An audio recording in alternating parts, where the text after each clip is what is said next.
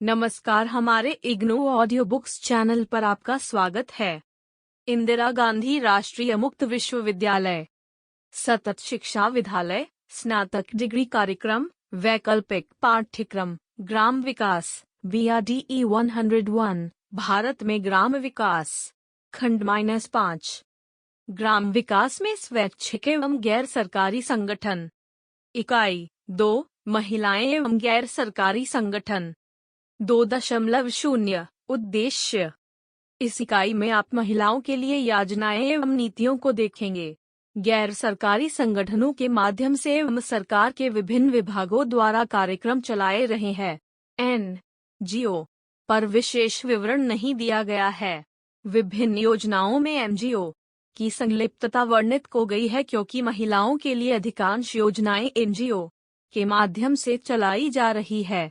फिर भी इस प्रकार की योजनाओं के क्रियान्वयन के लिए स्वयं महिलाओं द्वारा संचालित NGO को बढ़ावा दिया जा रहा है। इस इकाई के अध्ययन के पश्चात आप समर्थ होंगे महिलाओं के विरुद्ध वैधानिक उपबंधों की व्याख्या करने में, राष्ट्रीय नीतियों, कार्यक्रमों एवं ध्येयों के माध्यम से महिलाओं के सशक्तिकरण की विवेचना करने में, सरकार द्वारा संचालित विभिन्न योजनाओं की व्याख्या करने में, गैर सरकारी संगठनों के माध्यम से क्रियान्वित विभिन्न योजनाओं की व्याख्या करने। 2.1 प्रस्तावना। भारत की कुल जनसंख्या का लगभग 48.2% महिलाएं हैं। महिलाएं महत्वपूर्ण मानव संसाधन है एवं अर्थव्यवस्था के सतत वृद्धि के लिए उनका सामाजिक आर्थिक विकास अपरिहार्य है। यह सार्वमौलिक रूप से स्वीकार किया जाता है कि मानव विकास का लक्ष्य घनिष्ठ रूप से महिलाओं के सशक्तिकरण एवं विकास के साथ जुड़ा हुआ है। इसलिए हमारे कानून, विकास नीतियां, योजनाएं एवं कार्यक्रम विभिन्न आयामों में महिलाओं के उन्नयन को लक्ष्य करके होने चाहिए। भारतीय संविधान अपनी भूमिका में, मौलिक अधिकारों में, मौलिक कर्तव्यों एवं नीति निर्देशक सिद्धांतों में लैंगिक समानता के सिद्धांतों को मान दिया है। भारत सरकार सतत रूप से महिलाओं के सर्वांगीण विकास, सशक्तिकरण एवं समृद्धि के लिए प्रयास करती रही है। नियोजन प्रक्रिया ने भी विगतों में विभिन्न क्षेत्रों में विकास प्रक्रिया में महिलाओं की केंद्रीयता को मान्य करते हुए विशुद्ध कल्याणोन्मुखी उपागम विकसित किया है। 2.2 कानून के समक्ष समानता। भारतीय प्रजातांत्रिक राजनीति संविधान हमारे कानून एवं नियमन, विकास नीतियां एवं कार्यक्रम विभिन्न आयामों में महिलाओं के उन्नयन पर लक्षित है। भारत में महिलाओं के लिए समानता के अधिकार को सुरक्षित करने के लिए मानव अधिकार तंत्रों एवं विभिन्न अंतर्राष्ट्रीय सम्मेलन के प्रयासों की औपचारिक दृष्टि की है। इससे संबंधित कुछ महत्वपूर्ण संवैधानिक उपबंध एवं पहल निम्नानुसार है। 2.2.1 महिलाओं के लिए संवैधानिक उपबंध। अनुच्छेद 15 राज्य किसी भी नागरिक के साथ भेदभाव नहीं करेगा। इस अनुच्छेद में राज्य को महिलाओं एवं बच्चों के लिए विशेष उपबंध बनाने से नहीं रोकता है। अनुच्छेद 15(1) धर्म, प्रजाति, जाति एवं लिंग आदि के आधार पर किसी भी नागरिक के साथ भेदभाव को रोकता है। अनुच्छेद 15(3) महिलाओं के पक्ष में सकारात्मक भेदभाव के लिए राज्य को रक्षक बनाने के लिए विशेष उपबंध है। अनुच्छेद 39(a) राज्य को अपने समस्त नागरिकों, महिलाओं एवं पुरुष को समान रूप से जीवन निर्वाह के साधनों पर अधिकार को सुरक्षित करने के लिए नीति बनाने के लिए निर्देशित करता है। अनुच्छेद 39(क) स्त्री एवं पुरुष दोनों को समान कार्य के लिए समय वेतन। अनुच्छेद 42 राज्य मातृत्व सहायता एवं कार्य की मानवीय एवं न्यायपूर्ण दशाएं सुनिश्चित करने के लिए उपबंध बनाए। अनुच्छेद 51 अब महिलाओं का प्रतिष्ठा की अनादर करने के व्यवहार का त्याग करता है। 2.2.2 11वीं पंचवर्षीय योजना 2007-12 में बच्चों एवं महिलाओं के लिए विशेष लक्ष्य। 2001 में आयु समूह 06 में लिंग अनुपात 927 से 2011-12 में 935 एवं 2016-17 में 950 तक वृद्धि करना। यह सुनिश्चित करना कि सभी सरकारी योजनाओं में 33% प्रत्यक्ष अथवा अप्रत्यक्ष हितग्राही महिलाएं एवं लड़कियां हैं। प्रत्येक 1000 जीवित जन्म पर 1:57 से 28 एवं MMR 301 से 1 तक कम करना। 0-3 आयु समूह के बच्चों में कुपोषण को वर्तमान स्तर से आधा करना। 2011-12 के अंत तक महिलाओं एवं लड़कियों में रक्ताल्पता को 50% तक कम करना। लड़कों के ही साथ लड़कियों में प्राथमिक एवं सेकेंडरी स्कूल में स्कूल छोड़ने की दर को 10% तक कम करना। 2.2.3 महिला सशक्तिकरण की राष्ट्रीय नीति 2001 PU 2001 में महिलाओं के सशक्तिकरण की राष्ट्रीय नीति अस्तित्व में आई। नीति महिलाओं द्वारा महसूस की गई आवश्यकताओं को संबोधित करने के लक्ष्य को व्यक्त करती है तथा उनके उन्नयन, विकास एवं सशक्तिकरण को पूरा करती है। यह नीति महिलाओं के विरुद्ध भेदभाव को संबोधित करते हुए अस्तित्वमान संस्थाओं जो कि कानूनी व्यवस्था को भी सम्मिलित करती है, को मजबूत करने, स्वास्थ्य, देखरेख एवं अन्य सेवाओं की बेहतर उपलब्धता प्रदान करने, निर्णय लेने में महिलाओं की सहभागिता के लिए समान अवसर एवं विकास प्रक्रिया में लैंगिक विषयों को मुख्य धारा में लाने विषयक विस्तृत निर्देशों की आधारशिला रखती है। PU एक विस्तृत ढांचा है जो कि प्रगतिशील है एवं आगे की ओर देखने की प्रकृति का है। मंत्रालय ने आने वाले वर्षों में गहन सलाहकारी प्रक्रियाओं माध्यम से राष्ट्रीय नीति के क्रियान्वयन के लिए कार्य योजना निर्मित कर कार्यवाही करने का प्रस्ताव रखा है। 2.2.4 महिला सशक्तिकरण के लिए राष्ट्रीय मिशन। महिला एवं बाल कल्याण मंत्रालय ने 8 मार्च 2010 को महिला सशक्तिकरण का राष्ट्रीय मिशन MU प्रारंभ किया है। यह मिशन बहुप्रतीक्षित वर्तमान सरकारी कार्यवाहियों के समन्वयात्मक मूल्यांकन की पूर्ति एवं भविष्य के कार्यक्रम को इस तरह पंक्तिबद्ध करता है जिससे PU निर्देश यथार्थ में बदल सकें। मिशन का उद्देश्य भारत सरकार के विभिन्न विभागों मंत्रालयों साथ ही साथ राज्य सरकार के विभिन्न कार्यक्रमों योजनाओं के अभिमुखन की प्राप्ति के द्वारा महिलाओं को सामाजिक, आर्थिक एवं शैक्षणिक रूप से सशक्तिकरण करना है। राष्ट्रीय मिशन के मुख्य कार्य है महिलाओं का आर्थिक सशक्तिकरण, महिला केंद्रित सरकारी योजनाओं का अभिसरण, यह सुनिश्चित करना कि महिलाओं के विरुद्ध हिंसा में प्रगतिपूर्ण रूप से कमी हो रही है।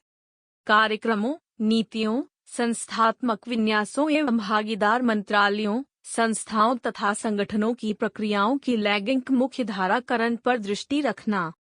विभिन्न योजनाओं एवं कार्यक्रमों के अंतर्गत लाभ के लिए मांग को ऊर्जा प्रदान करने के लिए जागरूकता सृजन साथ ही साथ समर्थनात्मक गतिविधियों प्रारंभ करना एवं यदि जरूरत पड़े तो उनकी पूर्ति के लिए जिला, तहसील एवं भूमि स्तर पर पंचायतों को जोड़ते हुए ढांचा निर्मित करना। आप सुन रहे ऑडियो लर्निंग को 2.3 महिला सशक्तिकरण के लिए योजनाएं। महिलाओं के सशक्तिकरण के लिए अनेकों योजनाएं एवं कार्यक्रम क्रियान्वित किए गए हैं। उनमें कुछ निम्नानुसार है। 2.3.1 नवयुवतियों के सशक्तिकरण के लिए राजीव गांधी योजना। ऋग्स्याग सबला। भारत में देश की कुल जनसंख्या का लगभग 17 नवयुवतियां 11-18 आयु है एवं राष्ट्रीय प्रगति के लिए केंद्रीय संसाधन है।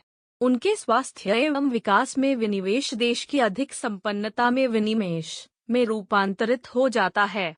NFHS 3 के अनुसार नवयुवतियों में 15-19 वर्ष रक्ताल्पता का प्रतिशत 55.8% है। बड़े अनुपात 47% में कन्याएं 18 वर्ष की आयु के पूर्व ही विवाहित हो जाती है, जो कि उन्हें समयपूर्व गर्भ, यौन संचारित संक्रमण, समय पूर्व संतान का जन्म आदि के जोखिम में डाल देता है। कानून विवाह के लिए न्यूनतम 18 वर्ष की आयु के पूर्व विवाह करने वाली कन्याओं की संख्या कम हो रही है, फिर भी उनकी संख्या पर्याप्त है। नवयुवतियों के स्वास्थ्य प्रति व्यवहार को प्रभावित करने एवं शिशिष्ट रणनीति तथा हस्तक्षेप के साथ किशोर विशिष्ट मुद्दों को संबोधित करने की आवश्यकता है। इस लक्ष्य को प्राप्त करने के लिए भारत सरकार ने हाल ही में राजीव गांधी नवयुवती सशक्तिकरण योजना सबला लागू की है। पूरे भारत में 250 जिलों में यह योजना पायलट रूप में प्रारंभ होनी है। नवयुवतियों के लिए पोषण कार्यक्रम NPAG अब कार्य करना बंद कर देंगे क्योंकि NPAG के सभी जिलों में शौबोला लागू कर दी गई है। सबला को राज्य सरकारों, केंद्र शासित प्रदेशों के द्वारा केंद्र से 100% वित्तीय सहायता से लागू की जाएगी। पोषण उपबंधों को छोड़कर जिसके लिए 50% केंद्रीय सहायता राज्यों को प्रदान की जाती है, सभी आगतों के लिए 100% वित्तीय सहायता के साथ सबला योजना राज्य सरकारों केंद्र शासित प्रदेशों के माध्यम से लागू की जाएगी। आंगनबाड़ी केंद्र इन सेवाओं के प्रदाय के लिए केंद्रीय बिंदु है। विभिन्न योजनाओं एवं कार्यक्रमों जैसे स्वास्थ्य, शिक्षा, युवा मामले, श्रम एवं PRI के अभिसरण पर जोर अभिकल्पित है, जिससे कि इच्छित प्रभाव को प्राप्त किया जा सके। कन्याओं को परिवार कल्याण, स्वास्थ्य, सफाई आदि एवं वर्तमान सार्वजनिक सेवाओं पर सूचनाओं एवं दिशा निर्देश से सुसज्जित करने के अलावा यह योजना स्वास्थ्य एवं पोषण स्थिति में सुधार को लक्ष्य करती है। इस योजना का जोर गैर स्कूली कन्याओं पर है। 2.3.2 इंदिरा गांधी मातृत्व सहायता योजना IMZ गर्भवती एवं स्तनपान करा रही महिलाओं P&L की आवश्यकता को ध्यान में रखकर उन्हें मातृत्व लाभ देने के लिए महिला एवं बाल विकास मंत्रालय द्वारा 2010 यह नई योजना प्रारंभ की गई, जिससे कि उनकी मजदूरी हानि को आंशिक रूप से क्षतिपूर्ति की जा सके, साथ ही सुरक्षित जन्म को सुनिश्चित करे एवं शिशु एवं नवजात बच्चों को स्तनपान की आदत को बढ़ावा देने के लिए आवश्यक परिस्थितियों की पूर्ति की जा सके। यह योजना 2011-12 में पूरे देश में 52 पायलट जिलों में क्रियान्वित की जा रही है। यह योजना ICDS मंथ का उपयोग कर रही है एवं प्रारंभिक वर्षों में लगभग 14 लाख महिलाओं को लाभ देगी।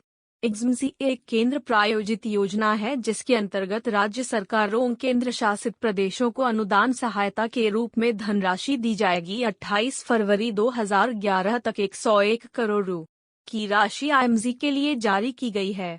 इस योजना के अंतर्गत 19 वर्ष या उससे अधिक आयु की P&L को पहले 2 जीवित जन्म के लिए नगद प्रोत्साहन राशि रु 4000 दिया जाना है, बशर्ते मातृत्व, शिशु स्वास्थ्य एवं पोषण संबंधित विशिष्ट शर्तों को महिला पूर्ण करें। सभी सरकारी लोक उद्यम, केंद्र एवं राज्य के कर्मचारी इस योजना के बाहर रहेंगे, क्योंकि वे भुगतान की गई मातृत्व अवकाश लाभ के हकदार है। नगद प्रोत्साहन राशि 3 किश्तों में गर्भावस्था की द्वितीय तिमाही से शिशु के 6 माह की आयु पूर्ण करने के मध्य निम्नानुसार प्रदान की जाएगी। नगद अंतरण रु 1500 द्वितीय तिमाही की समारित पर। शर्तें 1. 4 माह के भीतर गर्भ का पंजीयन। 2. IFA एवं TT सहित न्यूनतम एक पूर्व प्रसव परीक्षण। 3. न्यूनतम एक कौशलिक सत्र में उपस्थिति, जिसके अंतर्गत प्रोत्साहन मानक के अनुसार संस्थात्मक गृह प्रसव मोह एवं FW द्वारा जन्म के समय रु 1500 प्रसव के 3 माह पश्चात। शर्तें 1. शिशु जन्म पंजीयन। 2. प्रतिरक्षाकरण। 3. नियमित वृद्धि उनांच एवं कौशलिक सत्र में उपस्थित होना। रु 1000 प्रसव के 6 माह बाद। शर्तें 1. 6 माह तक केवल स्तनपान एवं पूरक भोजन का प्रारंभ, मां द्वारा स्वप्रमावीकरण। 2. प्रतिरक्षाकरण। 3. नियमित वृद्धि जांच एवं कौशलिक सत्र में उपस्थिति। 2.3.3 बलात्कार पीड़ित को वित्तीय सहायता एवं समर्थन सेवाएं। बलात्कार महिलाओं के विरुद्ध सर्वाधिक हिंसक प्रकार के अपराधों में से एक है, जो न केवल उसकी शारीरिक अखंडता को प्रभावित करता है, वरन आर्थिक, व्यक्तिगत एवं सामाजिक संबंध बनाने की क्षमता को भी क्षीण करता है तथा उसके जीवन निर्वाह को प्रभावित करता है। महिला एवं बाल विकास मंत्रालय सहे गए आघात से निपटने हेतु उसे योग्य बनाने के लिए सहायता प्रदान करने एवं तात्कालिक तथा दीर्घकालिक आवश्यकताओं से निपटने के लिए एक योजना बलात्कार पीड़ित हेतु वित्तीय सहायता एवं समर्थन सेवाएं निर्मित की है। यह न्याय की पुनर्स्थापना के सिद्धांत पर आधारित है एवं प्रभावित महिलाओं के सम्मान की स्थिति एवं आत्मविश्वास की वापसी को दिलाता है। यह योजना महिला एवं अवयस्क लड़कियों जो कि बलात्कार का शिकार है को सम्मिलित करने का प्रस्ताव करती है। यह योजना दावों पर विचार करने के लिए एवं सभी संबंधित के मध्य प्रभावी समन्वय को सुनिश्चित करने के लिए जिला, राज्य एवं केंद्र स्तर पर आपराधिक क्षति सहायता एवं पुनर्वास बोर्ड (SRAB) की स्थापना की परिकल्पना करती है। यह योजना वित्त समिति व्यय द्वारा स्वीकृत को जा चुकी है एवं योजना आयोग के स्वीकृति की प्रतीक्षा है। 2.3.4 महिलाओं के लिए रोजगार एवं प्रशिक्षण कार्यक्रम को समर्थन।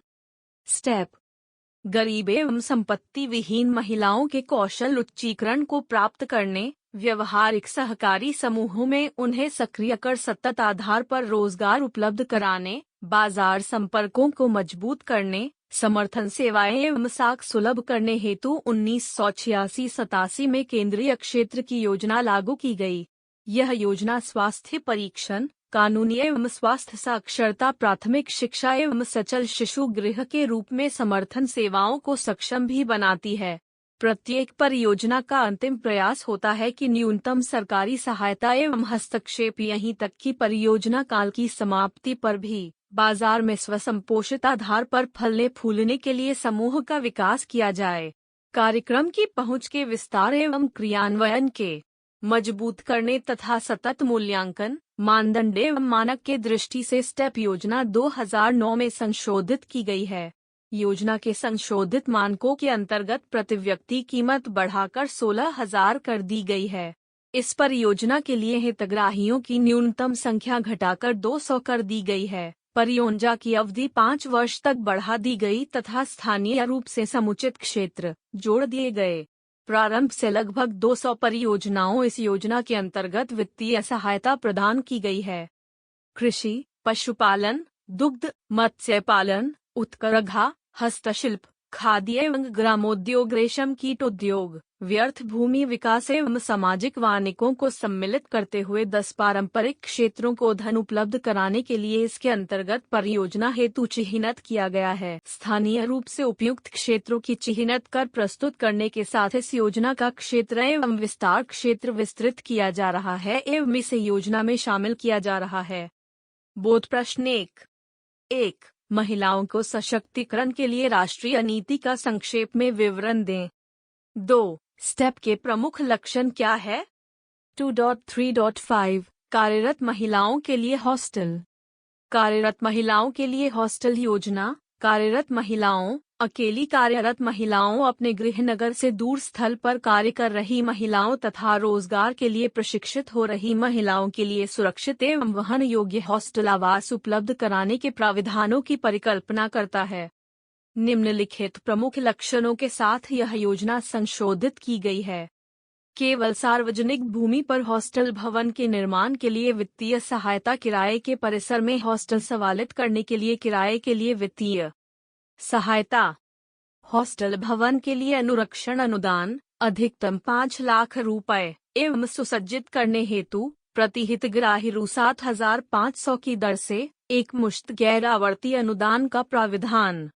इस संशोधित योजना के अंतर्गत राज्य सरकार के अभिकरण, नगरीय नगर पालिका निकाय, कैंटोनमेंट बोर्ड, नागरिक समाज संगठन, पंचायती राज्य संस्थाएं, स्वयं सहायता समूह, मान्यता प्राप्त कॉलेज, विश्वविद्यालय एवं कॉर्पोरेट या संगठन जैसे सीडो, एसोचैम एवं फिक्की शामिल किए गए हैं। 1972-73 में अपने प्रारंभ से इस योजना के अंतर्गत लगभग 86,299 कार्यशील महिलाओं को लाभ दे रहे पूरे भारत में 891 हॉस्टल स्वीकृत किए गए हैं। 2.3.6 स्वाधार, कठिन परिस्थितियों में महिलाओं के लिए योजना। स्वाधार मंत्रालय द्वारा वर्ष 2001-02 में कठिन परिस्थितियों में महिलाओं के लाभ के लिए निम्नलिखित उद्देश्यों से स्वाधार योजना लागू की गई थी। कठिन परिस्थितियों में निवासरत हाशिए पर स्थित महिलाएं एवं लड़कियों जो कि बिना किसी सामाजिक आर्थिक सहायता के हैं, की आवास, भोजन, वस्त्र एवं देखभाल की प्राथमिक आवश्यकता को पूरा करना, शिक्षा, जागरूकता आदि के माध्यम से सामाजिक एवं आर्थिक रूप से उन्हें पुनर्वास के लिए भावनात्मक समर्थन एवं परामर्श प्रदान करना। जरूरतमंद महिलाओं लड़कियों के लिए विशिष्ट चिकित्सकीय, कानूनी एवं अन्य सहायता मुहैया कराना। विपत्ति में महिलाओं 244 लक्षित समूहों हितग्राहियों के लिए हेल्पलाइन या अन्य सुविधाएं उपलब्ध कराना। अपने परिवार एवं संबंधियों द्वारा त्यागी गई विधवाएं, कारागार से मुक्ता एवं परिवार के सहयोग से वंचित महिलाएं, प्राकृतिक आपदाओं से जीवित महिलाएं जो कि आवासहीन हो गई है, वेश्यालयों से भागी अवैध व्यापार से छुड़ाई गई महिलाएं एवं लड़कियों, आतंकवादी अतिवादी हिंसा की शिकार महिलाएं जो कि बिना किसी परिवार के समर्थन के एवं जीवन निर्वाह के लिए किसी आर्थिक साधन रहित है, मानसिक रूप से चुनौतीग्रस्त महिलाएं, मनोरोगी वर्ग को छोड़कर जो परिवार या संबंधियों के समर्थन के बिना है, परिवार द्वारा त्यागी गई एवं बिना सामाजिक आर्थिक समर्थन के HIV/AIDS पीड़ित महिलाएं।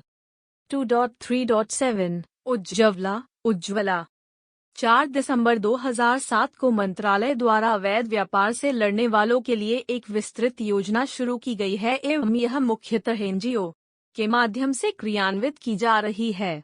इस योजना के 5 घटक है: रोकथाम, बचाव, पुनर्वास, पुनर्एकीकरण, व्यापारिक यौन शोषण के लिए अनैतिक व्यापार की पीड़ित की स्वदेश वापसी।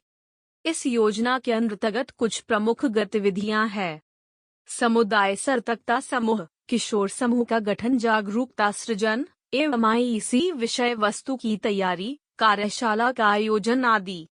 शोषण के स्थल से सुरक्षित रूप से पीड़ितों को बाहर निकालना, पीड़ितों को सुरक्षित शरण, मौलिक सुविधाएं, चिकित्सा की या देखभाल, कानूनी सहायता, वृत्तिक प्रशिक्षण एवं आय सृजन गतिविधियां उपलब्ध कराकर पीड़ितों का पुनर्वास, पीड़ितों का समाज से पुनर्एकीकरण, सीमा पार की पीड़ितों के लिए सुरक्षित अपने मूल देश को पुनर्वापसी के लिए सहायता उपलब्ध कराना।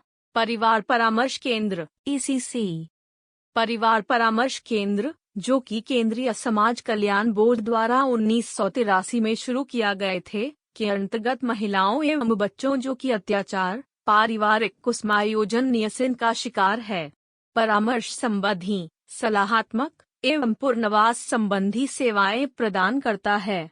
थाला आपदा एवं संकट के मामले में महिलाओं एवं बच्चों को आघात परामर्श सेवाएं भी उपलब्ध कराता है। परिवार परामर्श केंद्र के कार्यक्रम स्वयंसेवी संगठन के माध्यम से क्रियान्वित होते हैं। स्वयंसेवी संगठन की अभिनिर्धारण एवं प्रस्तुतियां राज्य समाज कल्याण बोर्ड के माध्यम से संपादित की जाती है। लगभग 50% 1.7 प्रमुख राज्यों आंध्र प्रदेश, बिहार, मध्य प्रदेश, महाराष्ट्र, तमिलनाडु, उत्तर प्रदेश एवं पश्चिम बंगाल में कार्य कर रहे हैं। केंद्र स्थानीय प्रशासन, पुलिस, न्यायालय, कानूनी सहायता सेल के साथ घनिष्ठ सहयोग से कार्य करता है। ये केंद्र महिलाओं की स्थिति को प्रभावित करने वाले सामाजिक मुद्दों पर जागरूकता भी निर्मित करते हैं एवं जनमत के क्रियाशील करते हैं। 200 से ज्यादा 1.C राज्य सरकारों द्वारा सेवा प्रदाता घोषित किए गए हैं एवं घरेलू हिंसा से महिलाओं का बचाव अधिनियम 2005 के अंतर्गत 15 परामर्शदाता संरक्षण अधिकारी घोषित किए गए हैं। लघु प्रवास गृह SSH, केंद्रीय समाज कल्याण बोर्ड मंत्रालय की लघु प्रवास गृह योजना को स्वैच्छिक संगठनों के माध्यम से पूरे भारत में क्रियान्वित करता है। इस योजना का उद्देश्य उन महिलाओं एवं लड़कियों का पुनर्वास करना है जो कि पारिवारिक समस्याओं, सामाजिक बहिष्कार, शोषण, हिंसा, वेश्यावृत्ति में उकेले जाने या नैतिक खतरे के कारण सामाजिक, आर्थिक एवं भावनात्मक संकट का सामना कर रही है। इन महिलाओं एवं लड़कियों को मुख्य धारा से जोड़ने के लिए अस्थायी आवास, अंतःवासियों का अनुक्षरण एवं पुनर्वास सेवाएं उपलब्ध कराई जाती है। इसके अतिरिक्त संस्थात्मक सेवाएं जैसे परामर्श, दिशा निर्देशन, चिकित्सा एवं मानसिक सहायता जरूरतमंदों को उपलब्ध कराई जाती है। प्रत्येक वर्ष किराए में 10% वृद्धि, प्रत्येक 3 वर्ष में अंतःवासियों के अनुरक्षण के अंतर्गत 16% वृद्धि इस योजना का अंतः निर्मित घटक है। 6 मुख्य राज्यों आंध्र प्रदेश, महाराष्ट्र, उड़ीसा, तमिलनाडु, उत्तर प्रदेश एवं पश्चिम बंगाल में लगभग 60% गृह सक्रिय है। जागरूकता सृजन कार्यक्रम, जागरूकता सृजन कार्यक्रम योजना महिलाओं की स्थिति से जुड़े महत्वपूर्ण मुद्दों, कन्या भ्रूण हत्या, घरेलू हिंसा, अवैध व्यापार, मादक द्रव्य व्यसन, निम्न लिंग अनुपात आदि पर जानकारी प्रदान कर महिलाओं को सशक्त करने का लक्ष्य करती है। इस उद्देश्य से महिलाओं एवं बच्चों के कल्याण के लिए पहले से कार्यरत स्वयंसेवी संगठनों के माध्यम से जागरूकता सृजन शिविर आयोजित किए जाते हैं। स्वयंसेवी संगठन जो जागरूकता सृजन शिविर आयोजित करना चाहते हैं वे पहले क्षेत्र का सर्वेक्षण करते हैं, स्थानीय समस्याओं एवं मुद्दे जिसे संबोधित किया जाता है को चिन्हित करते हैं एवं लक्ष्य समूहों का भी चयन करते हैं। ये स्वयंसेवी संगठन विहित किए जाते हैं एवं राज्य परिषद द्वारा अनुदान सहायता की स्वीकृति के लिए अनुशंसित किए जाते हैं। महिलाओं के लिए शिक्षा का संघनित पाठ्यक्रम। शिक्षा का संघनित पाठ्यक्रम का उद्देश्य 15 वर्ष से अधिक की महिलाओं एवं लड़कियों जो कि शिक्षा व्यवस्था की मुख्य धारा से नहीं जुड़ सकी है या औपचारिक स्कूलों को छोड़ दिया है, को शिक्षा का अवसर प्रदान करता है। इस योजना के अंतर्गत कौशल विकास, व्यावसायिक प्रशिक्षण का अतिरिक्त आगत इनपुट भी प्रदान किया जाता है। संघनित पाठ्यक्रम की विषय वस्तु महिलाओं की आवश्यकताओं के अनुसार संशोधित होती रहती है। यह पाठ्यक्रम महिला कल्याण एवं शिक्षा के क्षेत्र में संलग्न उन स्वैच्छिक संगठनों के माध्यम से आयोजित किए जाते हैं जो राज्य परिषद द्वारा अनुदान के लिए थिहिनत एवं अनुशासित किए जाते हैं। राजीव गांधी राष्ट्रीय शिशु गृह योजना। कार्यशील महिलाओं के शिशुओं के लिए राजीव गांधी राष्ट्रीय शिशु गृह योजना क्रियान्वित कर रही है। यह महिला एवं बाल विकास मंत्रालय की एक योजना है जिसके अंतर्गत एनजीओ को बच्चों के लिए शिशु गृह 0-6 वर्ष चलाने के लिए सहायता प्रदान की जाती है। महिलाओं के लिए बढ़ते रोजगार अवसरों एवं घरेलू आय को संपूरित करने की आवश्यकता के कारण अधिक से अधिक महिलाएं रोजगार के बाजार में प्रवेश कर रही है। संयुक्त परिवार व्यवस्था के टूटने एवं एकाकी परिवारों की संख्या बढ़ने के साथ कार्यशील महिलाएं कार्य के दौरान अपने शिशुओं की सहायता एवं देखभाल की आवश्यकता महसूस करती है। योजना के स्वीकृत मानदंडों के अनुसार 42384/25 रुपये शिशुओं की एक इकाई के शिशु गृह को प्रतिवर्ष प्रदान किए जाते हैं। महिला सशक्तिकरण के लिए एकीकृत योजना इश्वे। महिला सशक्तिकरण की एकीकृत योजना उत्तर पूर्वी राज्यों के लिए बनाई गई है जो कि क्षेत्र के सर्वाधिक पिछड़े 8 चयनित जिलों के महिलाओं एवं बच्चों की सामाजिक आर्थिक आवश्यकताओं को लक्ष्य करती है। 2008 से पायलट आधार पर यह योजना क्रियान्वित है एवं सामुदायिक क्रियाओं को सक्रिय कर उपलब्ध सेवाओं एवं क्षेत्र के संसाधनों को मिश्रित कर महिलाओं के लिए व्यावहारिक एवं सत्य गतिविधि के माध्यम से आय सृजन करे एवं स्वास्थ्य जागरूकता, पेशा परामर्श, व्यावसायिक प्रशिक्षण द्वारा बच्चों के अवैध व्यापार एवं अन्य सामाजिक बुराइयों को रोककर क्षेत्र की अनुभूत आवश्यकताओं को पूरा करना इसका उद्देश्य है।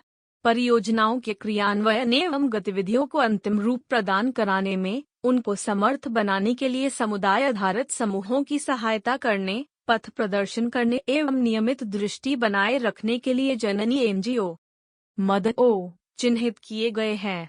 प्रारंभ से अब तक 112 प्रेरक शिविर लगाए जा चुके हैं जिनकी परिणति 167 समुदाय आधारित समूहों का निर्माण है। अब तक अरुणाचल प्रदेश, आसाम, मणिपुर, मेघालय, मिजोरम एवं नागालैंड राज्य में समुदाय आधारित समूहों के 426 सदस्यों को शामिल करते हुए 10 परियोजनाएं स्वीकृत की जा चुकी है। महिलाओं के लिए राष्ट्रीय आयोग NCW।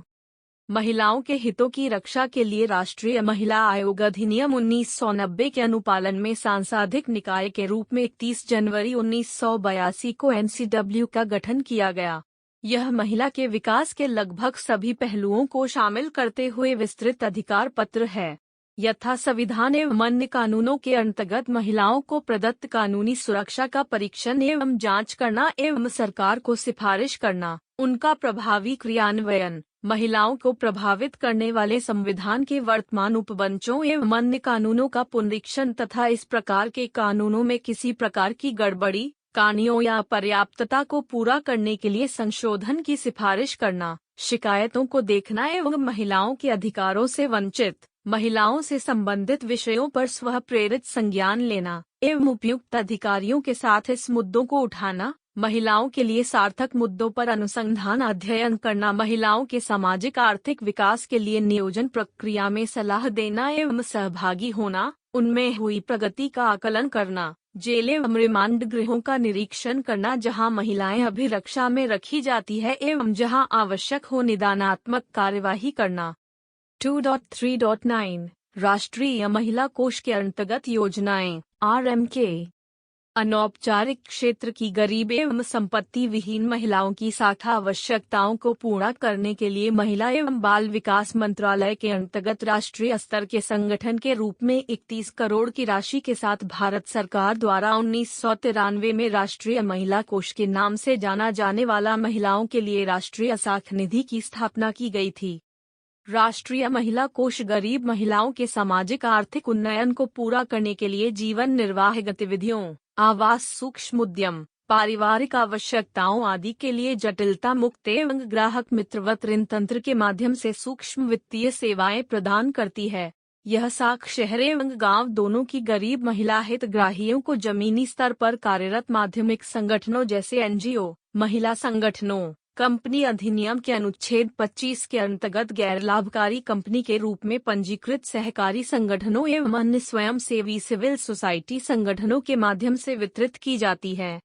1. ऋण प्रोत्साहन योजनाएं। राष्ट्रीय महिला कोष नए एवं लघु परंतु सक्षम स्वयं सहायता समूह जो मितव्ययता, साख एवं वसूली प्रबंधन में कम से कम 6 माह का अनुभव रखते हैं को संगठनों में मितव्ययता एवं साख की गतिविधि को बढ़ावा देने के लिए अधिकतम 5 लाख रुपए की लघु ऋण प्रदान करता है। मुख्य ऋण योजना मितव्ययता एवं साख विधियों में 3 वर्ष का अनुभव रखने वाले माध्यमिक संगठनों ईमो को एक मुश्त अधिकतम 3 लाख रुपए ऋण देने पर विचार किया जाता है। 3. चक्रीय निधि योजना। इस योजना के अंतर्गत सूक्ष्म वित्त के क्षेत्र में न्यूनतम 5 वर्ष का संतोषजनक कार्य का रिकॉर्ड रखने वाले संगठन आते हैं। ये संगठन स्वयं सहायता समूह के मध्य आय सृजन गतिविधियों के लिए राष्ट्रीय महिला कोष द्वारा स्वीकृत मूल धनराशि को पुनः चक्रीकृत कर सकते हैं। इस योजना के अंतर्गत अधिकतम 3 लाख रुपए का रियायत दिया जा सकता है। 4. पुनः वित्त योजना। राष्ट्रीय महिला कोष महिला अर्बन कोऑपरेटिव बैंक को गरीब महिलाओं को प्रत्यक्ष रूप से या स्वयं सहायता समूह के माध्यम से राष्ट्रीय महिला कोष के मुख्य ऋण योजना के मानक के अनुरूप प्रदान किए गए वित्त पर 100% पुनः वित्त की सहायता प्रदान करती है। 5. पुनरावृत्ति ऋण। प्रथम ऋण के सफलतापूर्वक उपयोग अपने अंतिम ऋण के 50% पुनर्भुगतान करने पर ऋण प्राप्तकर्ता संगठन को त्वरित रैपिड ऋण भी उपलब्ध होता है। 6. फ्रेंचाइजी योजना। राष्ट्रीय महिला कोष को बिना प्रस्ताव भेजे उस विशेष राज्य के लिए राष्ट्रीय महिला कोष द्वारा नियुक्त फ्रेंचाइजी से प्रत्यक्ष रूप राज्य के गैर सरकारी संगठन ऋण प्राप्त कर सकते हैं। राष्ट्रीय महिला कोष फ्रेंचाइजी को 500 लाख रु तक की साख सीमा देता है जो बदले में राज्य के लघु एवं क्षमतावान गैर सरकारी संगठनों को ऋण देते हैं। 7. स्वर्ण साझ पासबुक योजना। यह योजना बड़े एवं मध्यम गैर सरकारी संगठनों को जटिलता मुक्त त्राण प्रदान करने के लिए रचित है जिससे कि राष्ट्रीय महिला कोष द्वारा स्वीकृत निधि को 3 साल के लिए पुनः चक्रित किया जा सके। 8. गृह ऋण योजना। अपने भागीदार संगठनों के माध्यम से राष्ट्रीय महिला कोष स्वयं सहायता समूह को प्रति हितग्राही को अधिकतम 50,000 रुपए तक के कम कीमत के गृह निर्माण एवं मरम्मत के लिए ऋण प्रदान करता है। 9. परिवार ऋण योजना। राष्ट्रीय महिला कोष परिवार से संबंधित आवश्यकताओं जैसे चिकित्सा आवश्यकता, विवाह, शिक्षा, मृत्यु, जन्म, पर्व, धार्मिक अवसर एवं खाद्यान्न, खाद्य सामग्री, राशन, वस्त्रों के क्रय आदि के लिए ऋण प्रदान करता है। सभी उद्देश्यों को साथ रखते हुए ऋण की कुल राशि हितग्राही की बचत की 7 गुना या 10,000 रुपए प्रति वर्ष जो भी कम हो से अधिक नहीं होनी चाहिए। परिवार ऋण के लिए आवेदन मुख्य ऋण योजना के एक भाग के रूप में जमा किया जाना चाहिए। 10. कार्यकारी पूंजी सावधि ऋण WCTL। महिला स्वयं सहायता समूह व्यक्तियों एवं उद्यमियों के समूह के उत्पादों के पिछले एवं आगामी व्यापारिक संपर्कों के लिए संगठनों को कार्यकारी पूंजी अवधि ऋण प्रदान किए जाते हैं। बोध प्रश्न 2. 1. लघु प्रयास गृह के उद्देश्यों का वर्णन करें। 2. राष्ट्रीय महिला कोष के प्रमुख लक्षणों का वर्णन करें। 2.4. वैधानिक ढांचा। कुछ प्रमुख नियमन इस प्रकार है। 2.4.1 अनैतिक व्यापार निरोधक अधिनियम 1956 इत्पा। व्यापारिक यानी शोषण के व्यापार निरोध के लिए अनैतिक व्यापार निरोधक अधिनियम 1056 एक प्रमुख नियमन है। यह अपराध की तैयारी करने वाले जैसे वैश्यालय रखना, वेश्यावृत्ति की आय पर जीवन निर्वाह करना, वेश्यावृत्ति के लिए व्यक्तियों को हासिल करना या उसमें उकेलना, जहां वेश्यावृत्ति हो रही है वहां व्यक्ति को रोकना आदि के लिए कठोर दंड का प्रावधान करता है। यह अधिनियम राज्यों के द्वारा संरक्षा गृह की स्थापना करने का भी उपलब्ध करता है। 2.4.2 दहेज निरोधक अधिनियम 1961। सांस्कृतिक रूप से स्वीकृत दहेज व्यवहार एवं उसके परिणाम स्वरूप महिलाओं पर कारित हिंसा भारत में महिलाओं के विरुद्ध भेदभाव का एकल सबसे बड़ा रूप है। नेशनल क्राइम रिकॉर्ड ब्यूरो 2000 के उपलब्ध आंकड़ों के अनुसार दहेज निरोधक अधिनियम 1961 के अंतर्गत 2009 में 5,860 मामले दर्ज किए गए थे। 2.4.3 महिलाओं का अशोभनीय प्रदर्शन निरोधक अधिनियम 1988। इरवा, विज्ञापन, प्रकाशन, लेखन, चित्रण या अन्य तरीकों के माध्यम से महिलाओं के अशोभनीय प्रदर्शन को रोकने के विशेष उद्देश्य से लागू किया गया था। यद्यपि की तकनीक क्रांति एवं संचार के नए रूपों जैसे इंटरनेट उपग्रह आधारित संचार के विकास के आलोक में यह अपरिहार्य हो गया है कि इस कानून के क्षेत्र का विस्तार किया जाए एवं महिलाओं के अशोभनीय प्रदर्शन को रोकने के लिए वर्तमान सुरक्षा कवच को मजबूत किया जाए। 2.4.4 घरेलू हिंसा से महिलाओं का बचाव अधिनियम 2005। बचाव आदेशों, निवास आदेशों, निर्वाह क्षतिपूर्ति एवं अस्थायी अभिरक्षा आदेशों की प्रकृति के नागरिक उपचार घर के अंदर घरेलू हिंसा का सामना कर रही महिलाओं को प्रदान करता है।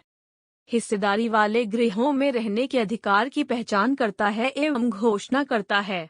सहायता सेवा जैसे आश्रय, चिकित्सा एवं कानूनी सहायता की महिलाओं के लिए उपलब्धता एवं उपभोग सुनिश्चित करने के लिए समेकित क्रियान्वयन तंत्र की स्थापना करता है। संरक्षा अधिकारियों की नियुक्ति, जिन्हें एक तरफ न्यायालय एवं सहायता सेवाओं के मध्य संपर्क के रूप में कार्य करना होता है। सेवा प्रदाता का पंजीकरण एवं चिकित्सा सुविधाओं एवं आश्रम गृहों का अधिसूचना। 2.4.5 कार्यस्थल पर महिलाओं का यौन उत्पीड़न से बचाव बिल 2010। 7 दिसंबर 2010 को यह बिल लोकसभा में प्रस्तुत किया गया था। नियोक्ता की जिम्मेदारी निर्धारित करे एवं निस्तारण तंत्र की स्थापना कर यह आयु एवं रोजगार स्थिति के निरपेक्ष सभी महिलाओं को यौन उत्पीड़न से मुक्त सुरक्षित वातावरण एवं सुरक्षा प्रदान करने का प्रयास करता है। यह बिल संसदीय स्टैंडिंग समिति के पास विचार के लिए भेजा गया है। कार्यस्थल पर यौन उत्पीड़न के विरुद्ध महिलाओं का बचाव बिल 2010 का उद्देश्य है सभी कार्यस्थलों, निजी एवं सार्वजनिक क्षेत्र दोनों, चाहे संगठित हो या असंगठित, पर यौन उत्पीड़न के विरुद्ध एवं उससे बचाव के लिए एवं यौन उत्पीड़न की शिकायतों का निवारण के लिए सभी महिलाओं को संरक्षण प्रदान करता है। विद्यालय एवं विश्वविद्यालय में छात्राओं, शोध छात्राओं एवं अस्पताल में मरीज के अतिरिक्त उन महिलाओं को जो रोजगाररत है, साथ ही उन्हें जो कार्यस्थल पर ग्राहक, उपभोक्ता या अप्रेंटिस के रूप में प्रवेश करती है को शामिल करता है। आंतरिक एवं स्थानीय शिकायत समिति के स्वरूप में प्रभावी शिकायत एवं निवारण तंत्र की आधारशिला रखना। 2.5 सारांश। देश अब महिलाओं में एक प्रमुख लहर देख रहा है। यह पिछले 3 दशकों में विभिन्न क्षेत्रों पर सिविल सोसाइटी, महिला आंदोलनों, एक सरकार के सचंगीय एवं अंतःक्रियात्मक प्रभावों का परिणाम है। महिलाओं एवं लड़कियों के विरुद्ध हिंसा एवं आज भी घर के बाहर असुरक्षा की भावना जैसे कारक मानव विकास के लिए प्रमुख बाधाएं हैं। अतः समाज के प्रत्येक वर्ग से संगठित पहल की आवश्यकता है। पूरे देश को महिलाओं से संबंधित समस्याओं एवं मुद्दों से पूरे देश को जागरूक करने के लिए सरकारी प्रयास ही पर्याप्त नहीं है। जैसा कि हमने इस इकाई में चर्चा की, राज्य ने अपनी नीतियों एवं कार्यक्रम के क्रियान्वयन के लिए एनजीओ को बाध्य दिया है। आज गैर सरकारी संगठन महिलाओं की जागरूकता, सम्मान, सुरक्षा एवं विकास आदि से संबंधित उद्देश्यों की प्राप्ति के लिए अपना सर्वोत्तम प्रयास कर रहे हैं। प्रमुख शब्द: सशक्तिकरण, अधिक सहभागिता, अधिक निर्णय लेने की क्षमता एवं रूपांतरणकारी क्रियाओं पर नियंत्रण की ओर ले जाने वाली क्षमता निर्माण एवं जागरूकता की प्रक्रिया है। लिंग, स्त्री एवं पुरुष के मध्य जैविकीय भेद को चिह्नित करती है एवं सामान्यतः निर्धारित करती है। धन्यवाद। मिलते हैं अगले वीडियो में।